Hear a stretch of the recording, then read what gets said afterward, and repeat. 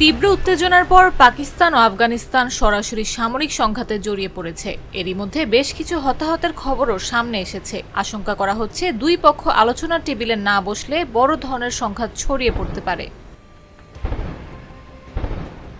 শনিবার গভীর রাতে আফগান সেনারা পাকিস্তানের সীমান্ত চৌকিতে গুলি চালায়। আফগান প্রতিরক্ষা মন্ত্রণালয় জানায়, সপ্তাহের শুরুর দিকে পাকিস্তানের বিমান হামলার প্রতিশোধ হিসেবেই এই আক্রমণ চালানো হয়।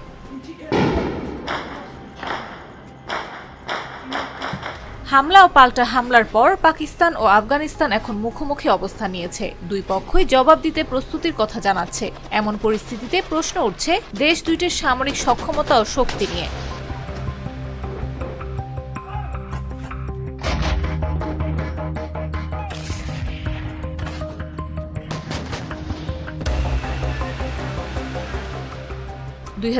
সালের গ্লোবাল ফায়ার পাওয়ারের তথ্য অনুযায়ী বিশ্বের সামরিক শক্তিধর দেশের তালিকায় পাকিস্তান ১৪৫টি দেশের মধ্যে ১২তম অবস্থানে রয়েছে। পাকিস্তানের মোট জনসংখ্যা ২৫ কোটির বেশি। মোট মিলিটারি সংখ্যা ১৭ লাখ। এর মধ্যে অ্যাক্টিভ আছে ৬,৫৪,০০০, রিজার্ভ আছে ৫,৫০,০০০ এবং প্যারামিলিটারি আছে ৫ লাখ।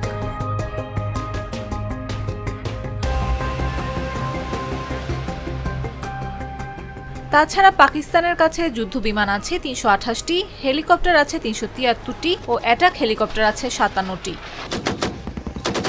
এদিকে গ্লোবাল ফায়ার পাওয়ারের তালিকায় সামরিক শক্তিধর দেশের তালিকায় আফগানিস্তানের অবস্থান ১১৮তম। যুদ্ধবিধ্বস্ত আফগানিস্তানের মোট জনসংখ্যা ৪ কোটির কিছু বেশি। দেশটির মোট মিলিটারি সদস্যের সংখ্যা ৪০,০০০, যারা সবই প্যারামিলিটারি হিসেবে নিয়োজিত। আফগানিস্তানের সেনা বা বিমান বাহিনীতে কত সদস্য আছে তাও উল্লেখ নেই।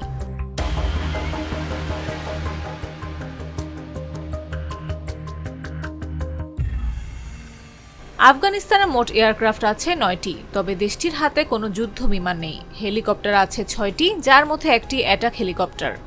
২ দশকের বেশি সময় যুদ্ধের পর ২০২১ সালে আফগানিস্তানের ক্ষমতা দখল করে তালেবান। রাশিয়া তালেবান সরকারকে সম্প্রতি আনুষ্ঠানিকভাবে স্বীকৃতি দিলেও মূলত পশ্চিমা বিশ্ব থেকে বিচ্ছিন্ন রয়েছে। অর্থনৈতিক সংকটের পাশাপাশি নানা ধরনের প্রাকৃতিক দুর্যোগ মোকাবিলায়ও হিমশিম খাচ্ছে কাবুল।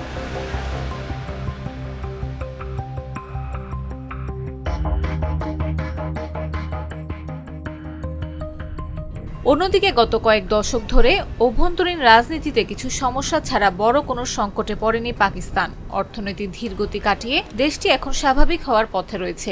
ভারতের সঙ্গে সাম্প্রতিক সংঘাতেও নিজের সক্ষমতা ও শক্তির প্রমাণ দিয়েছে পাকিস্তানের সেনাবাহিনী।